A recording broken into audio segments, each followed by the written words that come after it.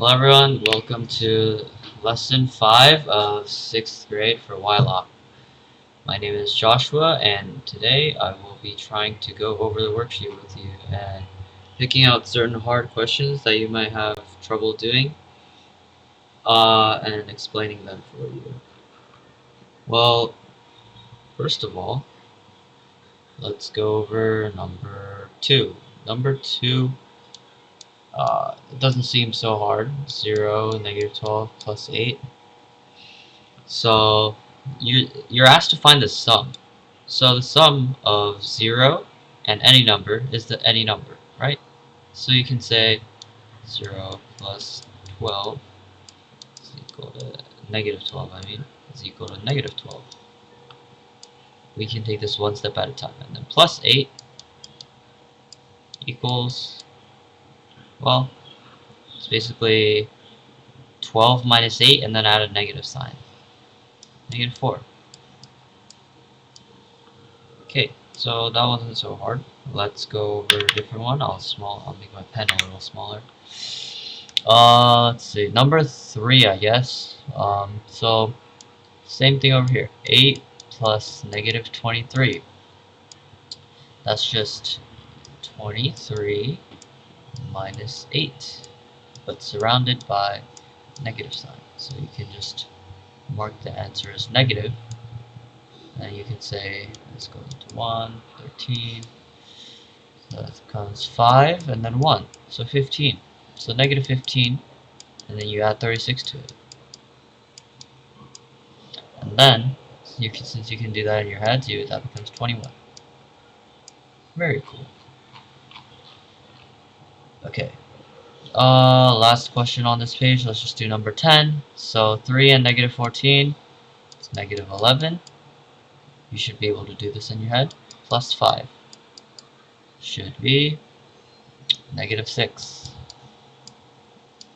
Yay. And page 2 says find the greatest common factors, the GCF. Should have learned this. If you don't know what it is, the greatest common factor is, what can I say?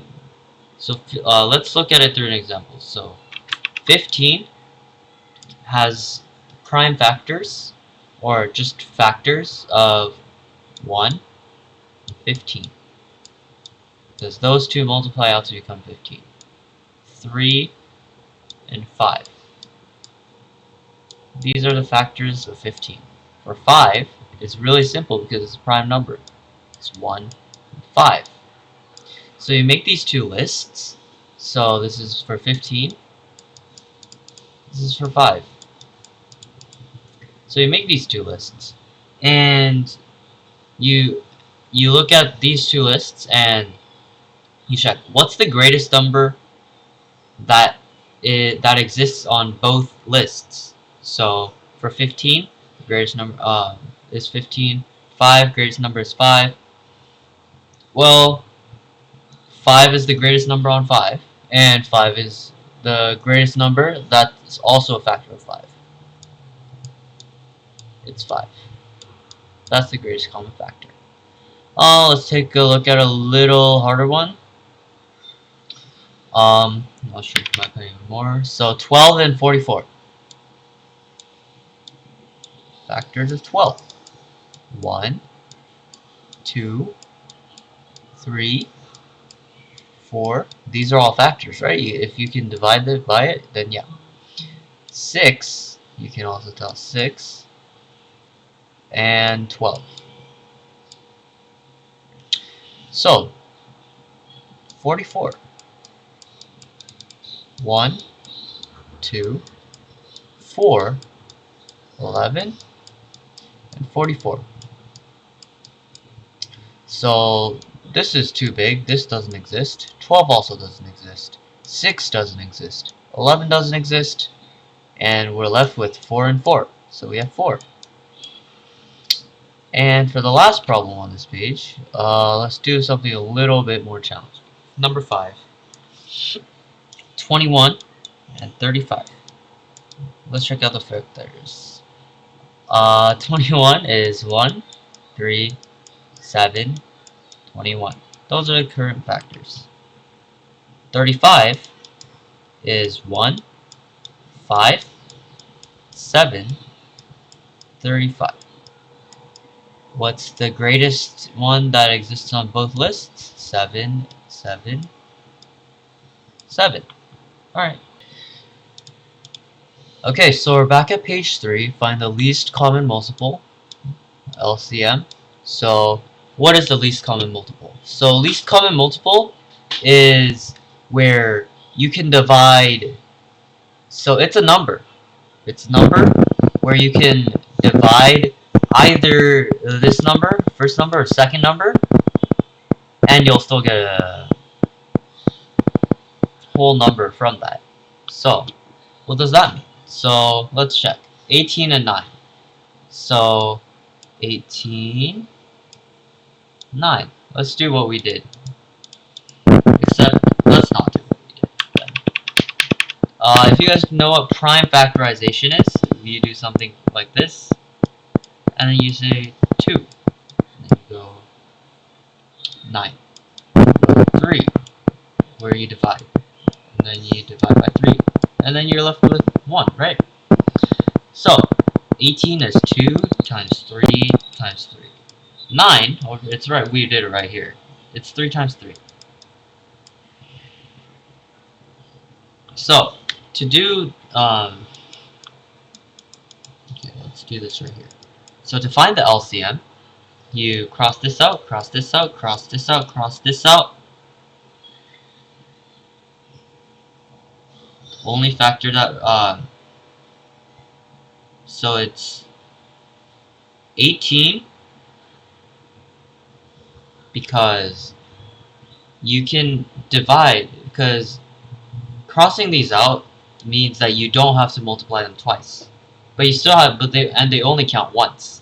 That's what that means. So 2 times 3 times 3. 18. So the LCM is 18. It won't always be as easy as this. Let's check out number 7. 9 and 22. Prime factor of 9. We just did it. It's 3 times 3.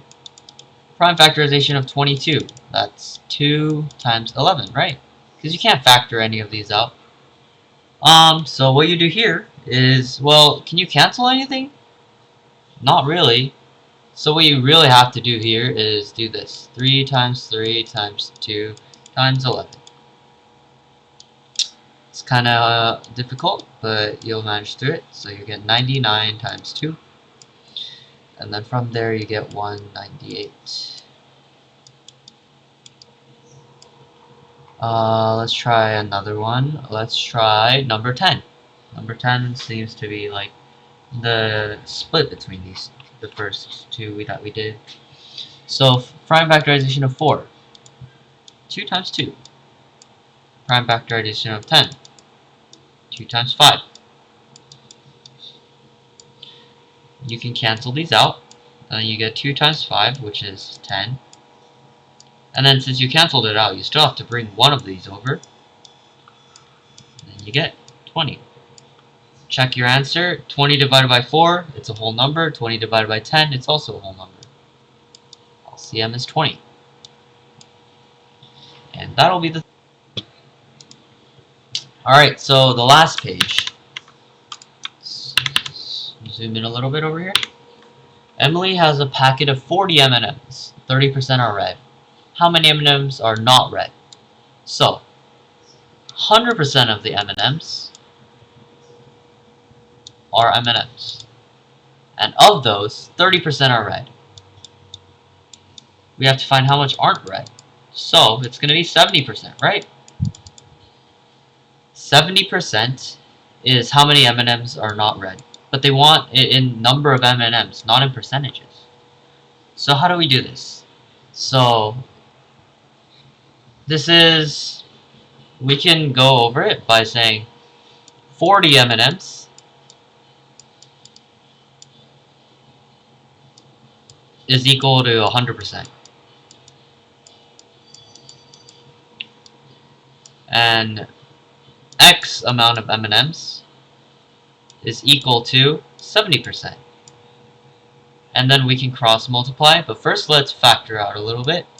Cross out the zeros, cross out the zeros, cross multiply, and then you get 28 M&Ms.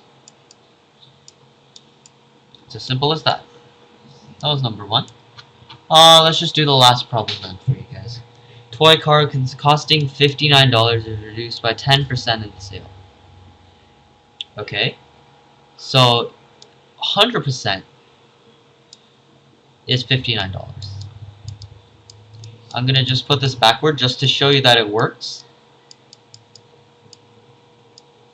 Okay, so it's $59 and reduced by 10%. Reduced by. I think you guys went over this last week, but you guys should know what this means. It means 100 minus 10. 90. 90%. Don't get confused. See 10%, just put 10% there. You should not do that. It's 90%. $59, X amount of dollars. Before we cross multiply, let's cancel out a little bit. Cross multiply, 10x equal to 59 times 9.